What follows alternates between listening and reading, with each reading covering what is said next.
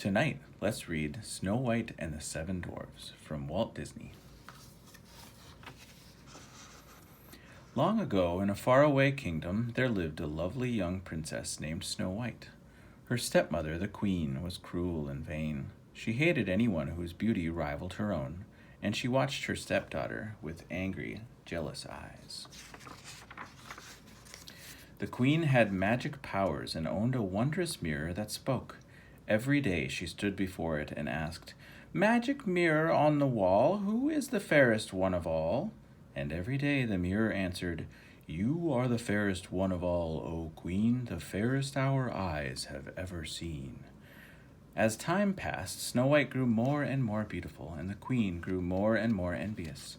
So she forced the princess to dress in rags and work from dawn to dusk. Despite all the hard work, Snow White stayed sweet, gentle, and cheerful.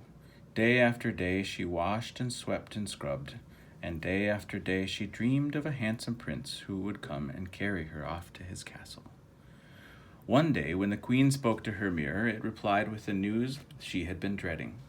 There was now someone even more beautiful than the queen, and that person was Snow White. The queen sent for her huntsman. "Take Snow White deep into the forest," she said, "and there, my faithful huntsman, you will kill her."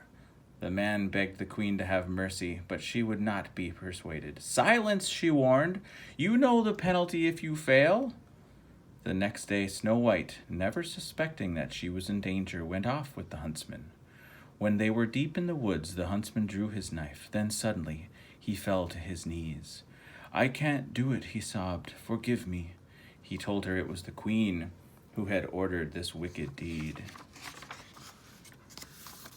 "The queen?" gasped Snow White. "She's jealous of you," said the huntsman. "She'll stop at nothing. Quick, run away and don't come back. I'll lie to the queen. Now go, run, hide." Frightened, Snow White fled through the woods.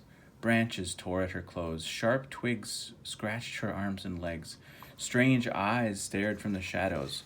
Danger lurked everywhere. Snow White ran on and on. At last, Snow White fell wearily to the ground and began to weep. The gentle animals of the forest gathered around and tried to comfort her.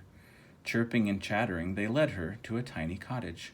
"Oh," said Snow White, "it's adorable, just like a doll's house." But inside, the little tables and chairs were covered with dust, and the sink was filled with dirty dishes. "My," said Snow White, "perhaps the children who live here are orphans and need someone to take care of them. Maybe they'll let me stay and keep house for them." The animals all helped, and soon the place was neat and tidy. Meanwhile, the seven dwarfs who lived in the cottage were heading home from the mine where they worked. The dwarfs were amazed to find their house so clean. They were even more amazed when they went upstairs and saw Snow White. "It's a girl," said Doc. "She's beautiful," sighed Bashful. "Aw," said Grumpy, "she's going to be trouble. Mark my words." Snow White woke with a start and saw the dwarfs gathered around her. "Why, you're not children," she said. "You're little men." "I read your names on the beds," she continued. "Let me guess who you are. You're Doc, and you're Bashful, you're Sleepy, you're Sneezy, and you're Happy and Dopey, and you must be Grumpy." When Snow White told the dwarfs about the queen's plan to kill her, they decided that she should stay with them. "We're asking for trouble," huffed Grumpy. "But we can't let her get caught by that wicked queen," said the Doc. The others agreed. That night after supper, they all sang and danced and made merry music. Bashful played the concertina, Happy tapped the drums, Sleepy tooted his horn, Grumpy played the organ, and Dopey wiggled his ears. Snow White loved her new friends, and she felt safe at last. Meanwhile, the queen had learned from her mirror that Snow White was still alive. With a magic spell, she turned herself into an old peddler woman. She filled a basket with apples, putting a poisoned apple on top. "One bite," she cackled, "and Snow White will sleep forever. Then I'll be the fairest in the land."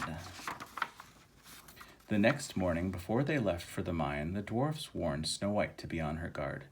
"Don't let nobody or nothing in the house," said Grumpy. "Oh, Grumpy," said Snow White, "you do care. I'll be careful, I promise."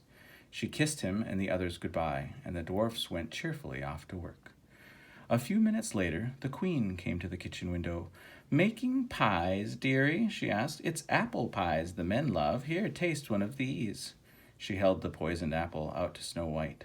Snow White remembered the dwarf's warning, but the woman looked harmless and the apple looked delicious. Snow White bit the apple, then with a sigh, she fell to the floor.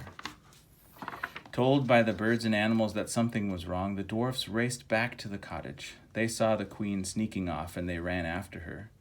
As storm clouds gathered and rain began to fall, the dwarfs chased the queen to the top of a high rocky mountain. Crack! There was a flash of lightning, and the evil queen fell to her doom below. But it was too late for Snow White. She was so beautiful, even in death, that the dwarfs could not bear to part with her. They built her a coffin of glass and gold, and day and night they kept watch over their beloved princess. One day, a handsome prince came riding through the forest. As soon as he saw Snow White, he fell in love with her. Kneeling by her coffin, he kissed her. Snow White sat up, blinked, and smiled. The prince's kiss had broken the evil spell. As the dwarfs danced with joy, the prince carried Snow White off to his castle, where they lived happily ever after.